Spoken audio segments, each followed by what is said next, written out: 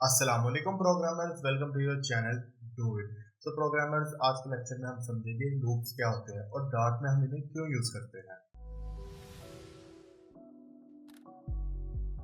So programmers, loops are fundamental concept in programming language जो हमें help करते हैं कि ब्लॉक ऑफ कोड को बार बार एग्जीक्यूट करने में। फॉर एग्जांपल, अगर मैं आपको बोलूं कि आप 1 से लेकर 10 तक नंबर को प्रिंट करो, आप इजीली कर लोगे। इस तरह आप मैन्युअली डाटा को एंटर करोगे और आप 1 से लेकर 10 तक जो है नंबर को प्रिंट कर लोगे।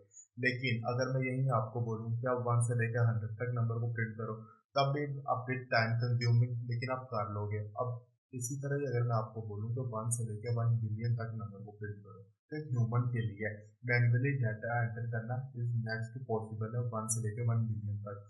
And most important thing, 1 billion number को प्रिंट करने के लिए मेरी कोड ऑफ लाइन भी 1 बिलियन हो जाएगी, जो कि एक ह्यूमन के लिए इम्पॉसिबल वाली बात है।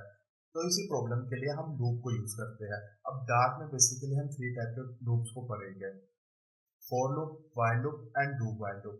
सबसे पहले मैं आपको बताता हूँ फॉर लूप। अब प्रोग्रामर्स हम फॉर लूप तब यूज करते हैं जब हमें पता होता है कि हमने अपना लूप को कितनी दफा एग्जीक्यूट कराना है। सो प्रोग्रामर्स फॉर लूप करने के लिए सबसे पहले एक हम इन टाइप का वेरिएबल लेंगे और उसको जो है ना हम किसी नंबर के साथ स्टोर करेंगे। उसके बाद हम अपनी कंडीशन देंगे। कंडीशन जैसे कि अगर मैं चाहता हूँ कि मेरा 1 से लेकर नंबर 100 तक प्रिंट हो, तो मैं कंडीशन दूंगा कि मेरा जो वेरिएबल है वो हमारा होना चाहिए लेस देन इक्वल टू 100। अब जैसे ही हमारा नंबर 101 पे पहुंचेगा तो हमारी ये कंडीशन फॉल्स हो जाएगी और हमारा लूप टर्मिनेट हो जाएगा। एंड थर्ड स्टेप में हम करते हैं इंक्रीमेंट या डिक्रीमेंट।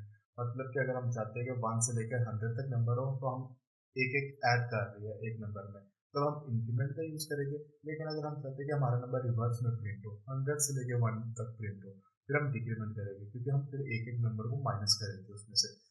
अब मैं आपको VS कोड में लेकर जाता हूँ और फॉर लूप का सिंटैक्स समझाता हूँ। सबसे पहले आपने फॉर कीवर्ड को यूज करना है, ब्रैकेट डालना है, और हमारा फर्स्ट स्टेप क्या था, इनिशियलाइज करना। इंट वेरिएबल के साथ मैं इंट लेता हूँ i इज इक्वल टू 1। अब मैंने यहाँ पे लिया है i, एक वेरिएबल। यूजली हम i ही लेते हैं। इसके अंदर मैंने स्टोर कर दिया वैल्यू 1। इसके बाद आपने सेमीकोलन का यूज करना है। ये हमारा फर्स्ट स्टेप कंप्लीट हो गया। सेकंड स्टेप था हमारा कि कंडीशन देनी है।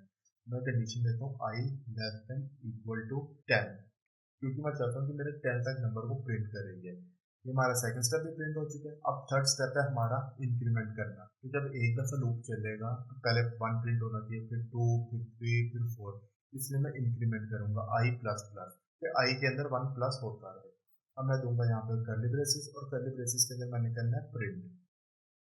प्रिंट करूंगा मैं i, और एंड में दूंगा मैंने सेमीकोलन। अब मैं प्रोग्रामर कोड को रन करके दिखाता हूँ। सो प्रोग्रामर्स, आप देख सकते हैं कि मेरा 1 से लेकर जो है ना 10 तक नंबर प्रिंट हो चुका है। तो देखिए प्रोग्रामर्स, इस कोड को मैं थोड़ा सा आपको समझाता हूँ कि मैंने एक वेरिएबल लिया है जिसके अंदर मैंने स्टोर किया नंबर 1, और उसकी कंडीशन दी है i less than equal to 10, और एंड में दी है इंक्रीमेंट। अब देखिए, जब पहली दफा ये लूप चलेगा ना तो मेरा यहाँ पे 1 प्रिंट हो जाएगा। अब जब सेकंड दफा लूप चलेगा ना तो i की वैल्यू अब 1 नहीं रहेगी, i की वैल्यू हो जाएगी 2, क्योंकि यहाँ पे एंड में जो है ना इंक्रीमेंट हुआ है। तो जब i की वैल्यू 2 हो जाएगी तो फिर सेकंड दफा में मेरा यहाँ पे 2 प्रिंट हो जाएगा। अब इसी तरह थर्ड टाइम में i के अंदर जो है ना 3 वैल्यू स्टोर हो जाएगी, तो 3 प्रिंट हो जाएगा। एंड फोर्थ टाइम में जो है ना 4 वैल्यू स्टोर हो जाएगी। और एंड में ये 10 के बाद इस वजह से एग्जीक्यूट हुआ क्योंकि मेरी यहाँ पे कंडीशन थी i मतलब 1। इस टाइम i के अंदर 1 स्टोर है ना, 1 लेस देन इक्वल टू 10, मेरी कंडीशन ट्रू है कि 1 छोटा ही होता है 10 से।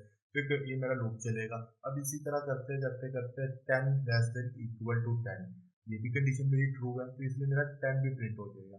लेकिन जब 10 के बाद ये लूप एक दफा फिर चलेगा, फिर यहाँ पे i की वैल्यू हो जाएगी 11, और 11 लेस देन इक्वल टू 10 तो है ही नहीं, 11 ग्रेटर है 10 से। तो इस वजह से मेरी कंडीशन फॉल्स हो जाएगी और मेरा लूप टर्मिनेट हो जाएगा, और हमारे स्क्रीन में हमारे पास 1 से लेकर 10 तक नंबर प्रिंट हो जाएंगे। अब मैं प्रोग्रामर्स आपको बताता हूँ while loop. While loop basically हम तब यूज करते हैं जब हमें एग्जैक्ट नंबर का नहीं पता होता कि हमने अपने लूप को कितनी दफा एग्जीक्यूट करना होता है। अब व्हाइल लूप में हम सबसे पहले एक कंडीशन देते हैं। व्हाइल लूप भी तब तक चलता है जब तक हमारी कंडीशन मतलब ट्रू रहती है। जैसे हमारी कंडीशन फॉल्स हो जाएगी ना, व्हाइल लूप हमारा एग्जीक्यूट हो जाएगा। अब मैं आपको जो है ना इसका सिंटेक्स समझाता हूँ।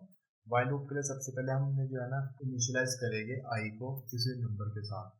मैं 1 स्टोर करता हूँ i के अंदर। उसके बाद फिर मैं यूज करूंगा while कीवर्ड का, और ब्रैकेट के अंदर मैंने अब कंडीशन देनी है i less than equal to 10। अब i less than equal to 10 हो चुका है। अब यहाँ पे मैं प्रिंट करूंगा i। i यहाँ पे प्रिंट हो जाएगा। अब हमें पता है कि i की वैल्यू 1 है और जब पहली दफ़ा ये प्रिंट होगा ना तो आई की वैल्यू यहाँ पे 1 प्रिंट हो जाएगी, लेकिन मैं चाहता हूँ कि 10 तक प्रिंट हो, इसलिए मुझे यहाँ पे इंक्रीमेंट भी करना पड़ेगा। तो मैं करूँगा I plus plus semicolon and code को सेव करके अब इस कोड को मैं रन करता हूँ। अब देखिए प्रोग्रामर्स, यहाँ पे मेरे पास फिर से 1 से लेकर जो है ना 10 तक नंबर प्रिंट हो चुकी है। अब मैं इस कोड को प्रोग्रामर्स आपको एक दफ़ा समझा देता हूँ। देखिए आई में जो है ना सबसे पहले हमारी स्टोर थी वैल्यू 1। जब ये कंडीशन में आया ना तो 1 लेस देन इक्वल टू 10, हमारी कंडीशन ट्रू हो गई है, तो ये प्रिंट हो जाएगा आई की वैल्यू। और फिर उसके बाद कर देगा आई को प्लस प्लस, मतलब कि पहले जब आई की वैल्यू 1 थी ना, तो फिर अब इस टाइम आई की वैल्यू, नेक्स्ट टाइम आई की वैल्यू हो जाएगी 2, तो 2 लेस देन इक्वल टू 10। इसी तरह ये 10 तक करेगा, और जब 11 में पहुंचेगा ना तो 11 लेस देन इक्वल टू 10, हमारी कंडीशन जो है ना फॉल्स हो जाएगी। इस वजह से लूप हमारे यहाँ पे टर्मिनेट हो जाएगा और हमारे पास 1 से लेकर 10 तक स्क्रीन में जो है ना नंबर प्रिंट हो जाएंगे। अब लास्ट में हम प्रोग्रामर्स पढ़ेंगे do while loop. Do while loop basically programmer हम तब यूज करते हैं जब हमें कंडीशन का नहीं पता होता कि हमारी कंडीशन ट्रू है या फॉल्स, लेकिन हम चाहते हैं कि हमारा जो है ना लूप एक दफा जरूर एग्जीक्यूट हो, वन टाइम जरूर चले, उसके बाद फिर कंडीशन चेक कर ले कि ट्रू है या फॉल्स है। तो अब मैं आपको इसका भी सिंटेक्स समझा देता हूँ। डू वाइल लूप करने के लिए भी आपको सबसे पहले जो है ना यहाँ पे इनिशियलाइज करना पड़ेगा। आई के अंदर मैंने वैल्यू स्टोर कर दिया 1। अब मैं यहाँ पे करूंगा डू कीवर्ड का यूज, ब्रैकेट दूंगा। अब ब्रैकेट जब कर्ली ब्रेसेस जहाँ पे हमारी एंड हो रही है ना, वहाँ पे मुझे वाइल कीवर्ड का यूज करके अपनी कंडीशन देनी है। कंडीशन देता हूँ मैं आई लेस देन इक्वल टू 10, ताकि 10 तक हमारे नंबर प्रिंट हो जाए। और ये जो कर्ली ब्रेसेस है ना, इसके अंदर मैं प्रिंट करूंगा आई को, और इसके बाद मैं यहाँ पे करूंगा इंक्रीमेंट। अब देखिए प्रोग्रामर्स, डू वाइल लूप में भी हमारे पास 1 से लेकर 10 तक नंबर प्रिंट हो चुका है। लेकिन देखिए प्रोग्रामर्स, डू वाइल लूप का हम तब यूज करते हैं जब हमें कंडीशन का नहीं पता होता कि कंडीशन हमारी ट्रू है या फॉल्स, लेकिन हम चाहते हैं कि एक दफा जरूर एग्जीक्यूट करे। अब देखिए प्रोग्रामर्स, अगर मैं ग्रेटर देन की जगह लेस देन का साइन यूज कर दूँ तो देखिए हमारी कंडीशन क्या बनेगी, 1 ग्रेटर देन इक्वल टू 10, क्योंकि हमारी जो है कंडीशन फॉल्स है, क्योंकि 1 10 से बड़ा तो है नहीं, 1 10 से स्मॉल है। तो इस वजह से हमारा वैसे ये लूप चलना नहीं चाहिए, क्योंकि हमारी जो है कंडीशन ही फॉल्स है। लेकिन डू वाइल लूप की वजह से अगर मैं इस कोड को रन करूंगा ना, तो आप देखिए एक दफा ये जरूर एग्जीक्यूट करेगा।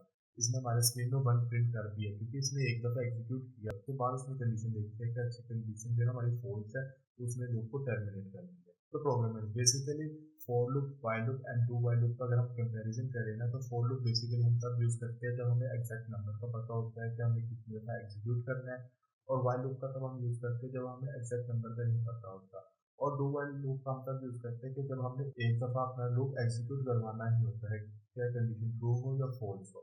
तो प्रोग्रामर्स बस आज के लिए इतना ही। उम्मीद है कि आपको लूप की समझ आ गई होगी। अगर तो वीडियो अच्छी लगी तो वीडियो को लाइक कर देना, चैनल को सब्सक्राइब कर देना। फिर मिलते हैं नेक्स्ट लेक्चर में न्यू टॉपिक के साथ।